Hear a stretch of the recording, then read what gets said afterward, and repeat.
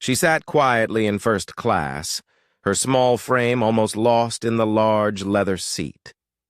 Tears rolled down her cheeks, but no one asked why. Flight attendants exchanged uncertain glances, pretending not to see. Some passengers sighed in annoyance, others whispered under their breath. To them, she didn't belong there. A 12-year-old black girl in first class didn't fit the image they were used to, but what no one realized was that in seat 1A, a man was watching everything. Not just another traveler, but the undercover owner of the airline itself. What he saw in that moment would shake him to his core and expose a truth his company had ignored for too long. What happens when power comes face to face with prejudice and can't look away?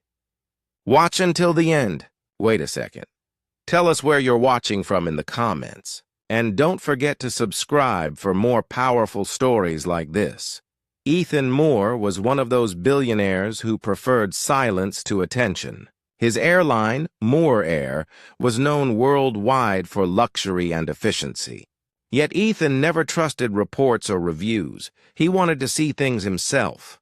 Once every few months, he'd board a random flight incognito, dressed, blending into the crowd to see how his passengers were honestly treated. This flight, from Atlanta to London, was meant to be one of those quiet inspections. Ethan wore jeans and a sweatshirt, hoping to remain anonymous. Then came Nia Johnson, a 12-year-old girl with deep brown eyes, clutching a tiny backpack covered in cartoon pins. She was flying alone, her first international trip, heading to an art competition where her painting had been shortlisted. Her smile carried both nerves and hope, the kind only a child's dream could hold. When she stepped into first class, conversations paused. One by one, eyes turned toward her, judging, questioning, doubting. The air shifted. Ethan noticed it immediately. He didn't know yet that this flight, ordinary to everyone else, would change the way his entire company looked at humanity. It started with polite curiosity. A flight attendant approached Nia, smiling tightly. "Sweetheart, are you sure you're in the right seat?"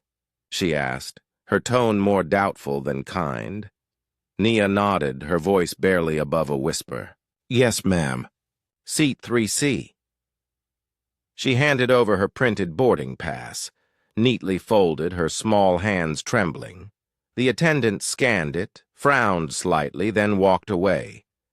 Moments later, she returned with another crew member. "Can we just check something?" they said. Passengers nearby began to whisper. A man 2 seats back chuckled, muttering, "Probably wandered up from economy," Nia heard. Her face fell. She turned to look out the window, trying to hide the sting in her eyes. Ethan watched quietly. He had seen bias before, in boardrooms, in statistics, in hiring reports. But seeing it unfold toward a child? That was different. That was real. Minutes passed. Then came the supervisor, older, confident, carrying authority like armor. She knelt beside Nia. "Honey," she said softly, "I think there's been a mistake. First class isn't for unaccompanied minors. Let's get you seated properly in economy, okay?" The girl shook her head quickly. "This is my seat," she whispered. "It's paid for." "My art sponsor?" The supervisor's smile faded. Her patience thinned. "I'm sorry, but I'll need to confirm that." The murmur in the cabin grew louder. Someone rolled their eyes. Nia's breathing quickened. Her fingers clutched the teddy bear keychain on her backpack like a lifeline. Ethan felt his jaw tighten. This wasn't an administrative error.